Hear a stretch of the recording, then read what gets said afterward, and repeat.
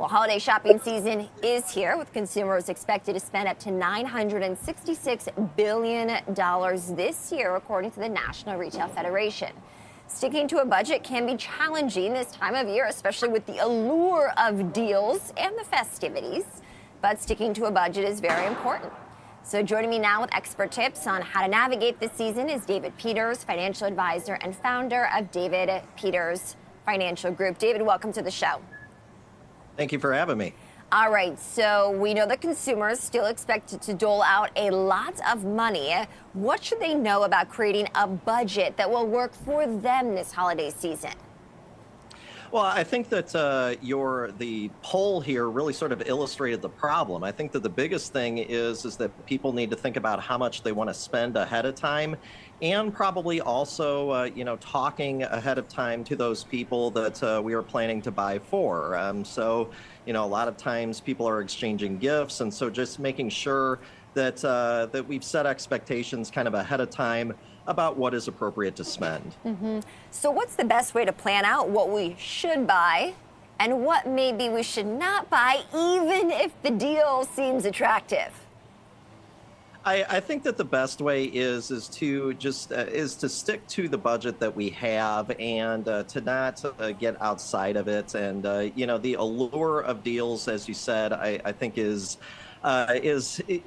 tough to avoid, but that's really what we need to do. Also, I think making sure that we don't put things onto a credit card more than we can afford, and making sure that if we do put things on credit that we're able to pay those things off right away, I think is the way to go. A lot of people come out of holiday season with a lot of credit card debt. Yeah, it's definitely a tough time, that's for sure. Rates are very high. We have to remind our viewers, decades high, in fact, in some cases record high, that we see on some of the credit cards. So, of course, everyone's scenario is different. Some people are single, some people have a large household, a small household, a lot of things in between.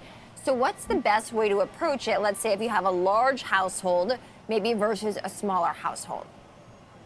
Yeah, well, I come from a big family, and I can tell you that one of the things that we do is we actually draw names to figure out who to buy for, so not everybody buys for everybody else. And so I think that that's one way to kind of control things, and to try to make sure that we're not necessarily blowing everybody's budget.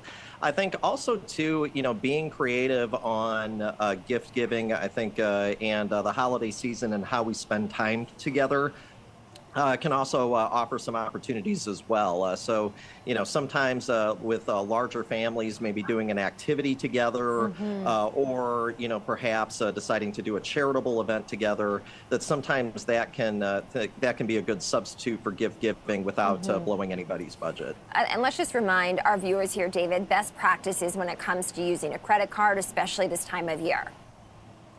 Yeah, so I mean, if we need to use credit cards, credit cards are convenient, and so obviously, especially if we're doing things like shopping online, credit cards are going to be something that it's going to be pretty hard to avoid. I think that the big thing, though, to watch out for is just making sure that we understand that we got to pay that money back, and so if we can pay off those credit cards right away, I think that helps us visualize how much we're really spending, and so that it doesn't get out of control. I think also watching out for promotional APRs and things like that is important as well, because those promotional APRs go away pretty quick. Right. So what do our viewers need to know if they are enticed by some of these deals just on the credit card alone, let alone some of the products that they want to buy? Well, just keep in mind that the promotions do have a limit, and eventually you're going to have to pay that money back. And so we just want to make sure that if we do take advantage of something like a promotional APR, that again, we try to pay that off right away.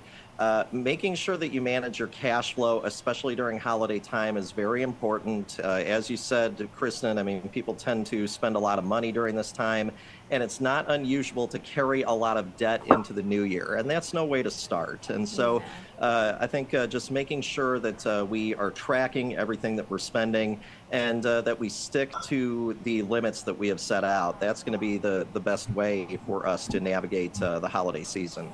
Any advice for how to take advantage of Black Friday and Cyber Monday without it taking advantage of you? Yeah, I think that the deals that are out there on Black Friday and Cyber Monday can be great. I think, but getting back to the poll that we started with, I mean, a lot of people just haven't even thought about how much they want to spend, and so I do think getting in, ahead of time and just making sure that we know what we want to spend is important. If we are trying to take advantage of maybe things like travel deals and things like that, that's also can be something that we can take advantage of here in the next couple of days. If you need to traveling in the middle of the week can sometimes save us money. So there are some ways to not get carried away, but I think it takes some discipline, and it takes thinking about what we want to spend ahead of time. Okay, what should people know about buying gift cards as presents? So I think that gift cards can sometimes be a great gift. I think that one thing to know is that if you do have a balance left on a gift card, there are some websites that will buy that remaining balance from you, not for the full amount, but for something. So I think the gift cards can work well.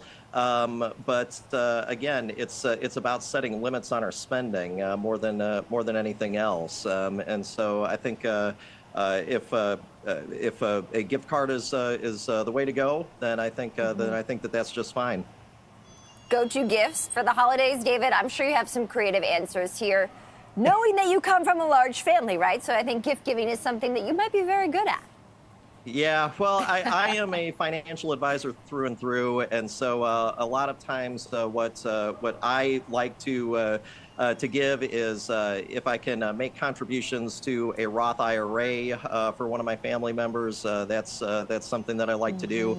Also making contributions to donor advised funds for some of my family members and some of my friends who like to give to charity. They can choose where that money goes. Those are gifts that I like to give. And also, too, making contributions to 529 plans, especially for kids, I think is great, especially with the high cost of education right now. Very good tips. David Peters, financial advisor and founder of David Peters Financial Group. Thank you.